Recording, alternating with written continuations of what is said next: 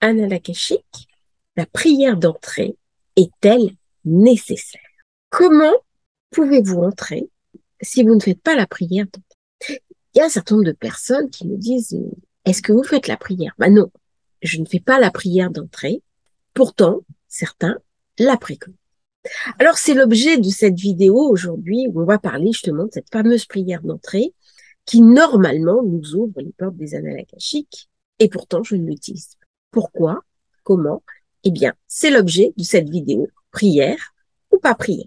Alors, il y a des auteurs qui sont très connus, je pense en particulier à Ernest Otis, qui lui a écrit un livre sur les annales akashiques en préconisant la prière d'entrée.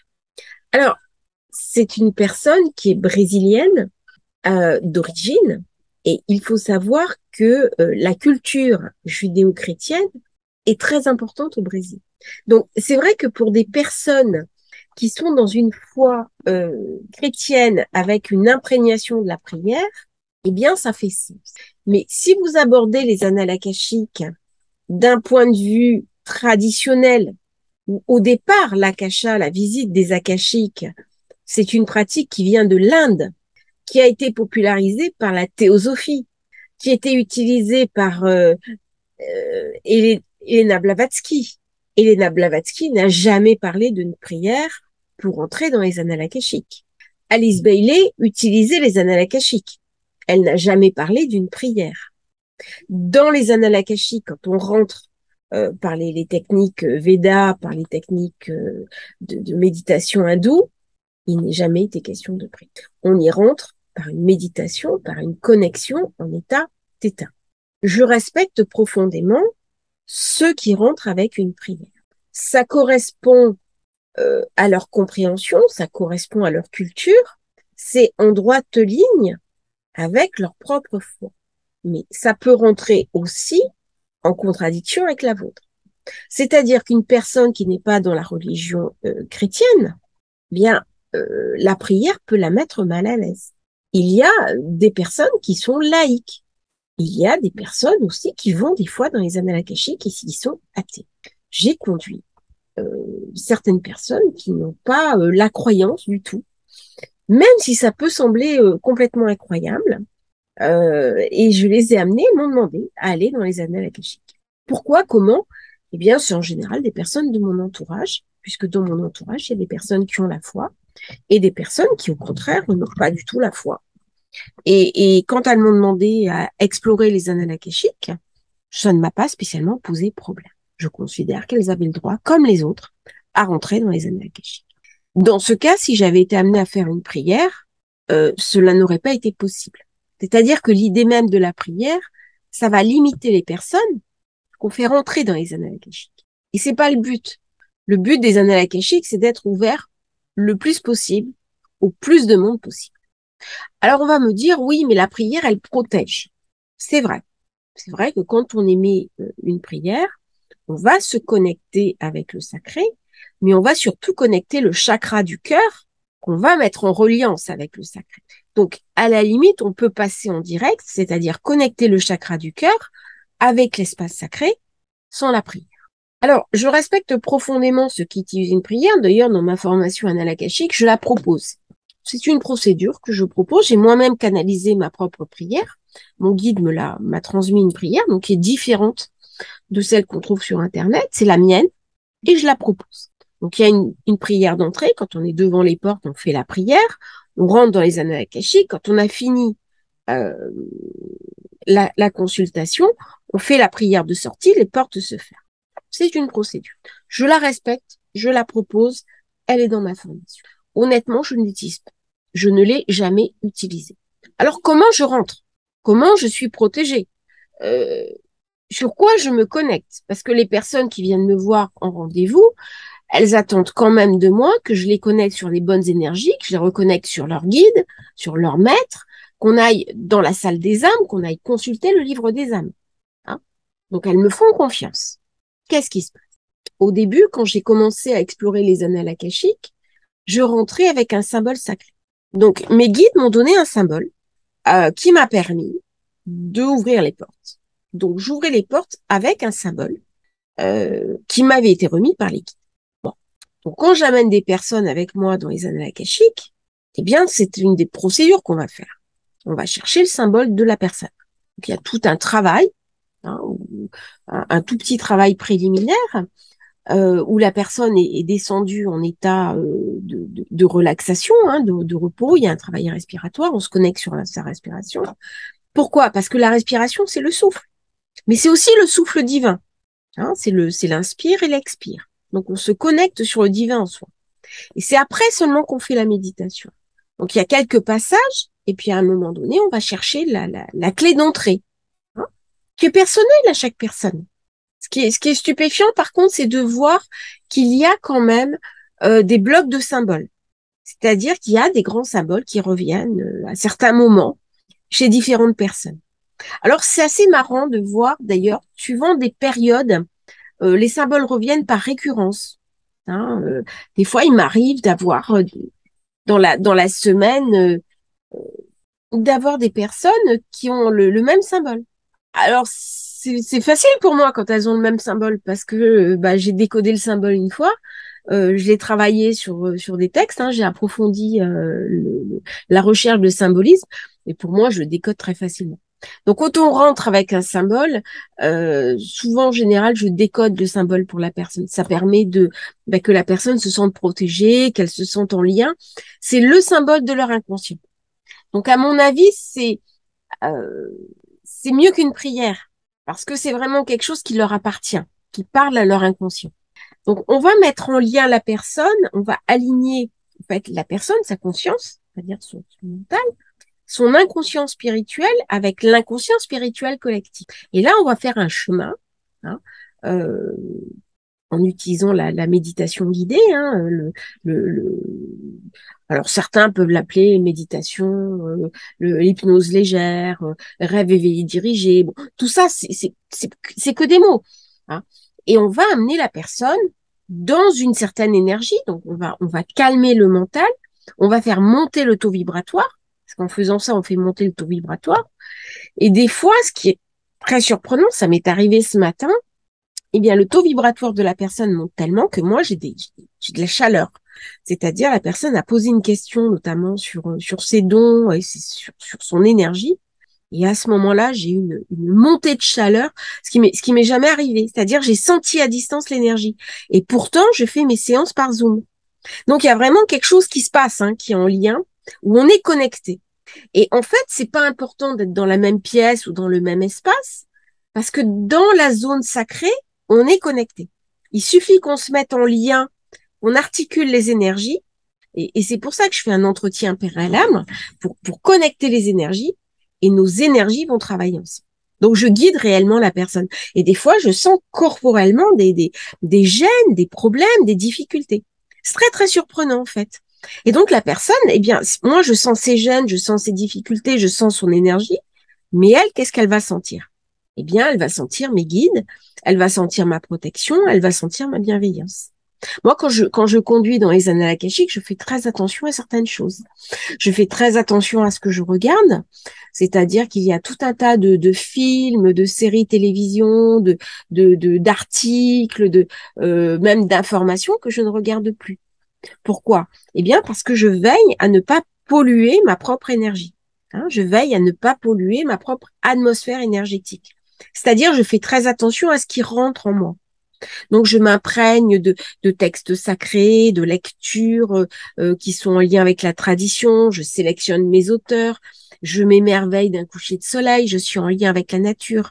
Régulièrement, je vais me baigner dans l'eau de mer, hein, puisque je vis sur un bateau et c'est facile pour moi. Mais je fais très, très attention à garder une énergie la plus cristalline possible. Donc, le symbole personnel. On va chercher ce fameux symbole et on rentre avec le symbole. Donc moi, pendant des années, je suis rentrée avec le symbole. Alors des fois, ça peut être déstabilisant, le symbole. Parce que le symbole, il faut vraiment connaître l'univers des symboles pour pouvoir le décoder de manière objective. Il y a des symboles qui, dans notre culture, sont perçus comme négatifs, alors que dans d'autres cultures, c'est des protecteurs. Donc, ça peut être dérangeant. Ça peut être dérangeant de se dire, oh là là, j'ai vu ça, j'ai vu le mal. Bon, non.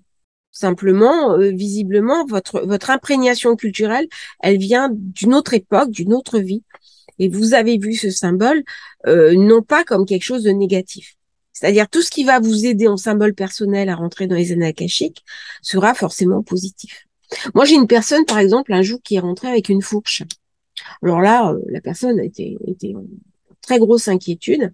Elle m'a dit, écoute, je vois une fourche. Je peux quand même pas rentrer dans les annales akashiques avec une fourche. Et en fait, la fourche qu'elle voyait, c'était le trident de Neptune. Donc, on a essayé avant de lui permettre de rentrer avec le symbole qu'elle voyait.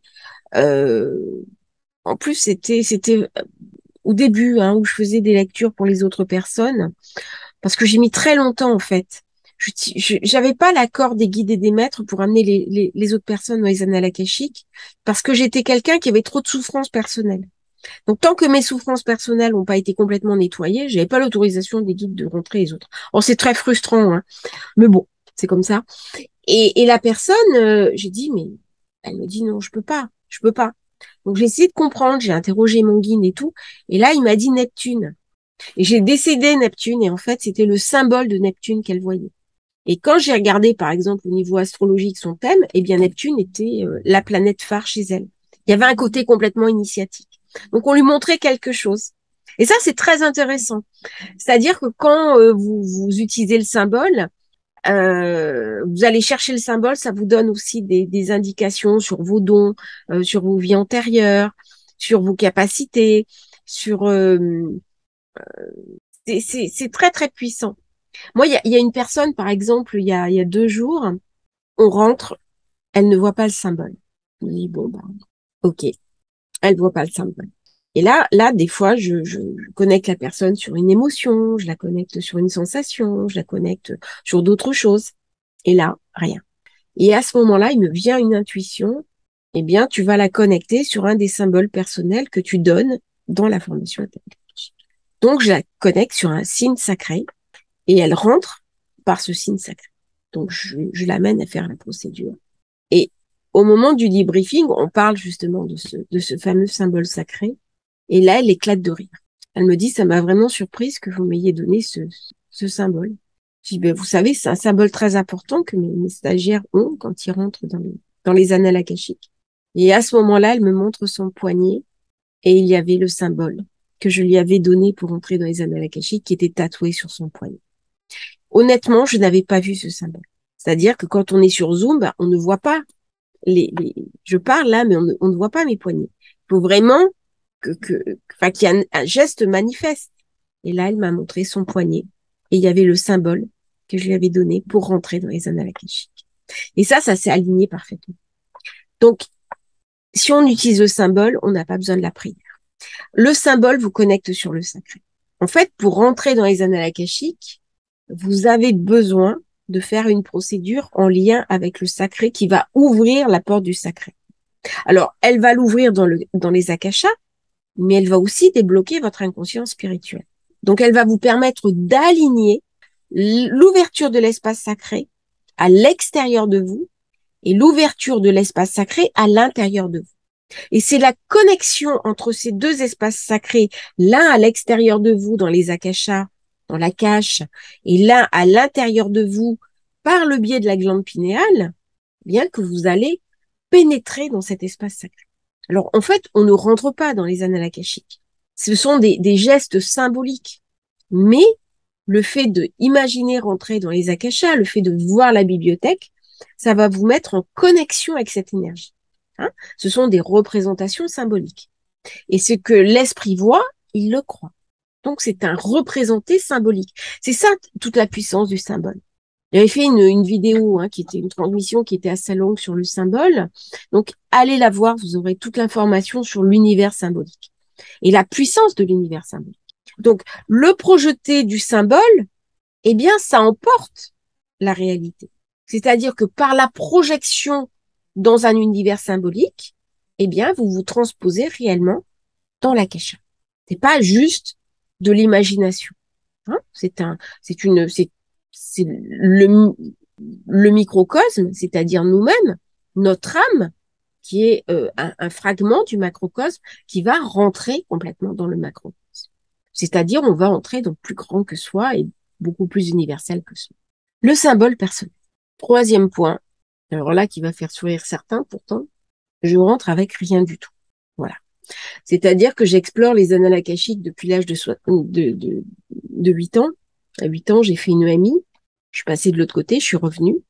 J'ai commencé les méditations sur la plage très jeune. C'était à Nouméa, en Nouvelle-Calédonie. J'ai tout un parcours de symbolistes, mais aussi de personnes qui a été initiées en école de mystère. J'ai été dans une école de mystère 15 ans. Je suis astrologue, je suis numérologue, je fais du feng shui, je travaille la kabbale, je m'intéresse aux grandes traditions ésotériques, je tire les cartes, bien sûr, je fais du tarot, je fais plein de choses. Il y a en moi quelque chose qui est complètement connecté. Et il y a quelque chose qui est le passage d'âme. Donc, les premiers passages d'âme que j'ai faits, je les ai faits à titre individuel pour une âme. Et après, j'ai commencé à faire des passages d'âme collectifs. Je suis intervenue, donc j'ai géré des groupes de passeurs, j'ai créé des groupes de passeurs, j'ai donné ma méthodologie du passage, j'ai moi-même canalisé des méthodologies de passage. Tout ça, je l'ai fait bénévolement. Là, j'ai écrit un livre sur les passeurs d'âme. Ben, je l'avais vendu quelques euros sur Amazon. Et puis, au final, je le donne. Parce que c'est quelque chose où on a besoin de débloquer ces âmes qui sont en souffrance. Donc, tous les passages collectifs, c'est du bénévole. Et à un moment donné, quand j'ai été connectée avec mon propre guide, il m'a dit, nous allons te donner quelque chose. Ça va être ton paiement, ça va être le remerciement. Je leur ai dit, vous savez, c'est pas obligatoire. Ils m'ont dit si. Toute chose mérite quelque chose, c'est la loi d'équilibre. C'est-à-dire, tu as beaucoup fait pour des âmes qui étaient coincées, qui étaient en souffrance. Tu n'as pas hésité à donner de ton temps, donner ton énergie. On va te rétribuer, on va te donner quelque chose. Et ce qui m'a été donné par mes guides, c'est cette entrée dans les annales akashiques. Voilà. Donc, lorsque je me présente, et ils me l'ont bien dit, c'est quel que soit le moment où tu te présentes, tu seras toujours reçu. Avec qui que tu sois, tu seras toujours reçu. Toute personne que tu accompagneras sera toujours reçue par nous. Donc, je peux amener les personnes dans les salles où je vais. Je suis toujours reçue. Mes guides me disent jamais, ah non, tu comprends, c'est pas possible. Les personnes que je guide bénéficient de cette ouverture que j'ai moi-même créée il y a très longtemps. C'est une ouverture que j'ai. C'est-à-dire, j'ai accès à des salles de soins, j'ai accès à des salles de restauration, j'ai accès, bien sûr, à la bibliothèque akashique, mais j'ai aussi accès à plein d'autres zones. Et donc, en fonction de ce pourquoi la personne est avec moi, en fonction de mon ressenti, c'est-à-dire que dans la consultation anal akashique, il y a un entretien préalable qui me permet de connecter les énergies, de commencer à débloquer la personne dans l'en bas. Ensuite, il y a la méditation anal akashique. Après, il y a le débriefing. Dans la méditation anal akashique, la personne, forcément, elle a des questions. Elle vient là pour ça, pour poser des questions. Mais l'essentiel du travail, c'est même pas ça.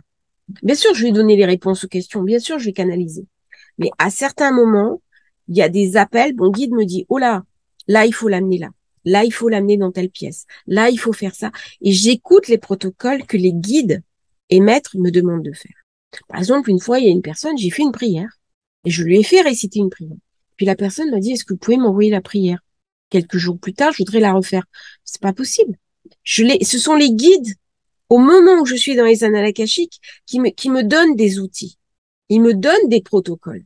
Et je sais que ce protocole est complètement aligné avec la personne que je guide dans les annales akashiques.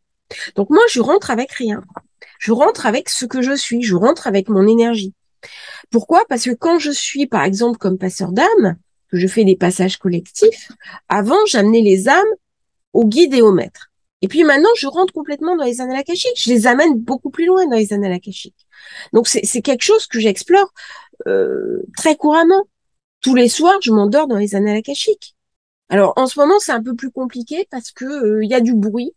C'est-à-dire, je vis sur l'eau, c'est un comble, mais il y a du bruit. Donc, je ne peux pas m'endormir le soir dans les annales akashiques. Donc, je me connecte la nuit. Souvent, la nuit, s'il y a beaucoup de silence, ça me réveille, ce qui est une très bonne chose.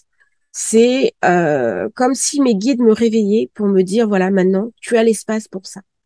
Et donc, je suis souvent réveillée au petit jour, vers 4h, 5h du matin, ou des fois à 3h du matin, par le silence. Et à ce moment-là, je vais dans les annales akashiques. Mais je n'y vais pas ni avec une prière, ni avec un symbole.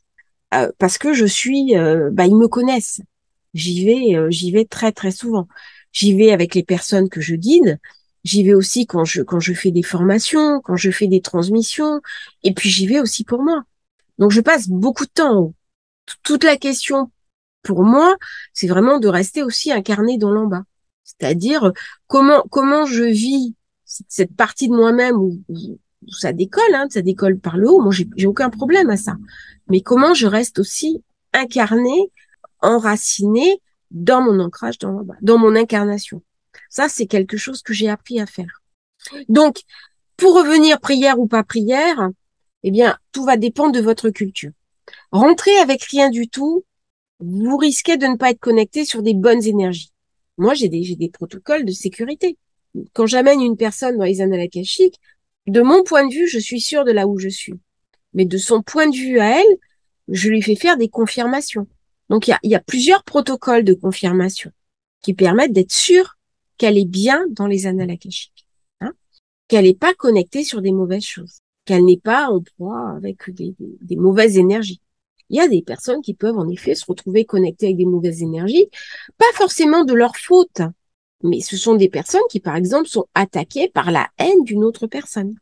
Vous avez une femme, par exemple, ce matin, j'ai eu le cas, qui a eu un divorce assez houleux avec un homme qui est le père de sa fille, pervers narcissique.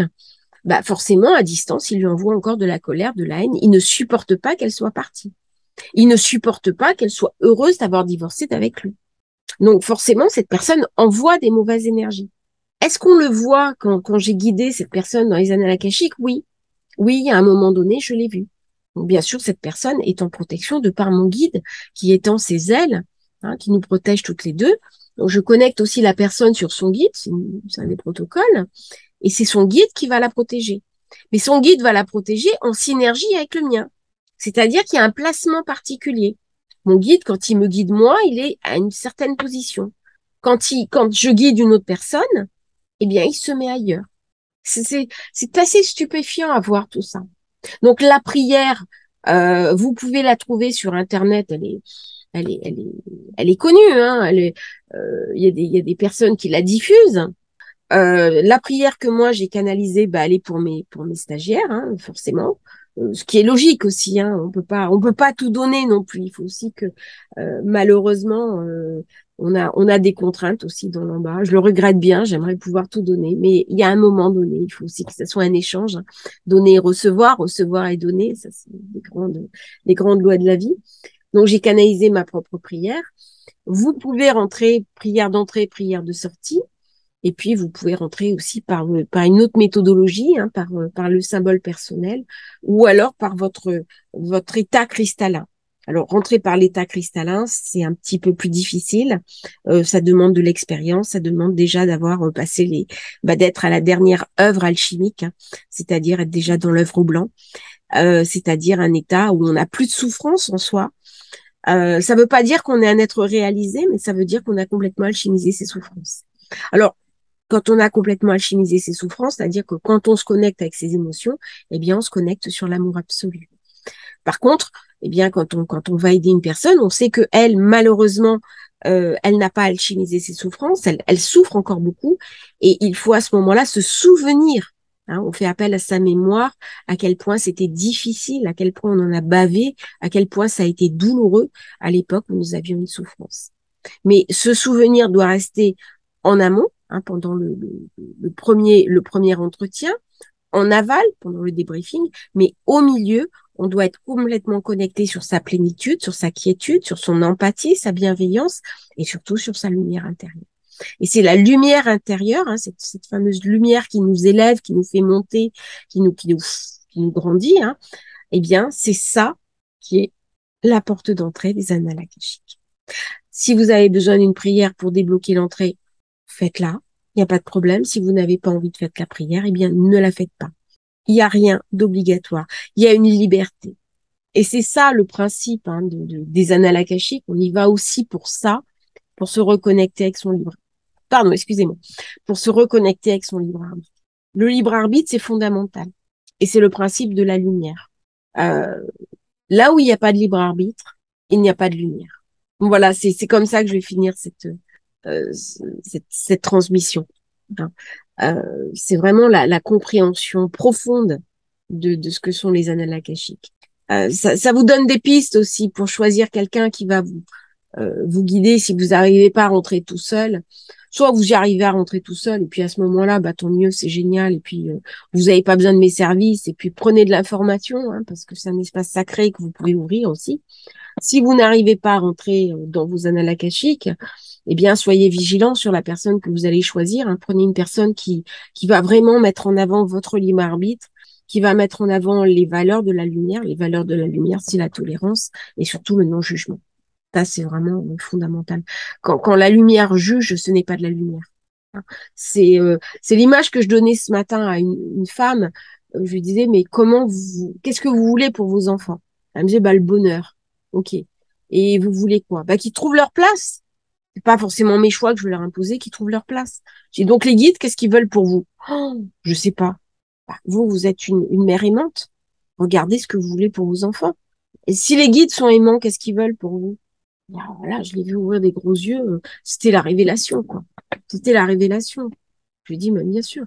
Si les guides vous aiment, ils veulent que vous preniez en main votre destin, que vous remplissiez votre vie, que vous mettiez du contenu dedans et que vous avanciez sereinement et dans la joie, dans le bonheur. Il y a beaucoup de pensées de mortification, mais ça, c'est des restes, comment dirais-je, de croyances qui n'ont pas été expurgées. Moi, je crois que la lumière, elle nous rend vraiment heureux.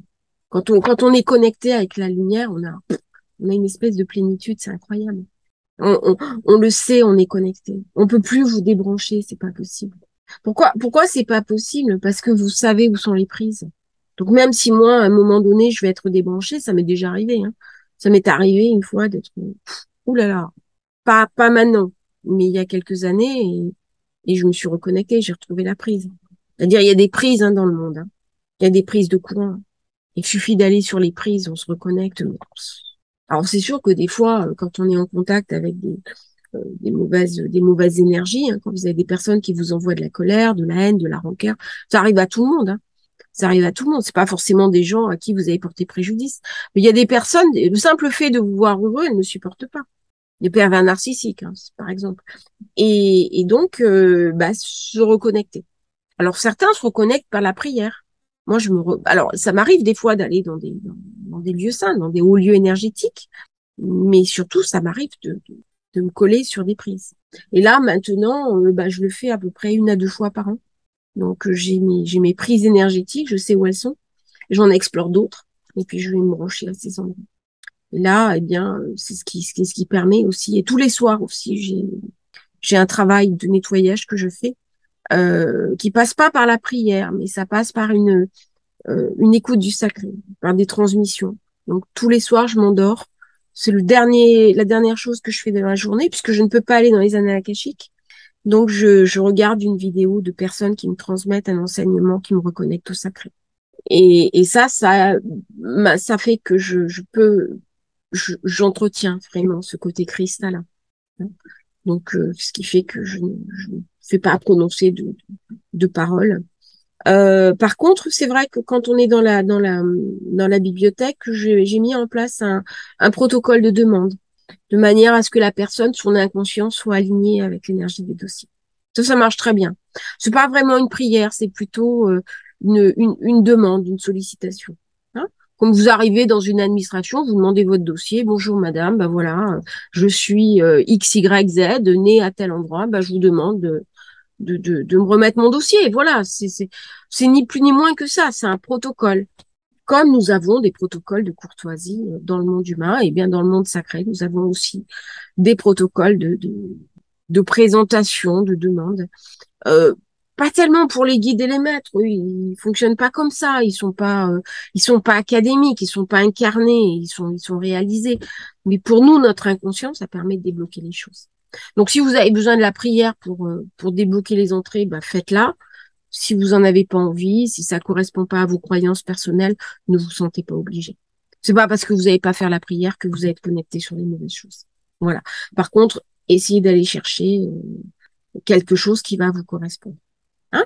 Et puis, et ben, si vous avez envie d'explorer vos annales akashiques, de découvrir votre symbole personnel, vous pouvez toujours me connecter pour une guidance annale akashique, où là, ben, moi, je ne fais pas juste une lecture, hein, j'amène vraiment la personne dans ses annales akashiques, donc elle ressent non seulement les réponses, mais elle vit aussi un grand soin de nettoyage akashique. Voilà. Ça fera sûrement l'objet de la vidéo de demain, hein, sur les nettoyages akashiques. Belle journée à vous. N'hésitez pas à liker la vidéo, à vous abonner à la chaîne. C'est important. C'est important si vous voulez d'autres transmissions sur les annales akashiques. Bonne journée à tous et merci pour votre fidélité.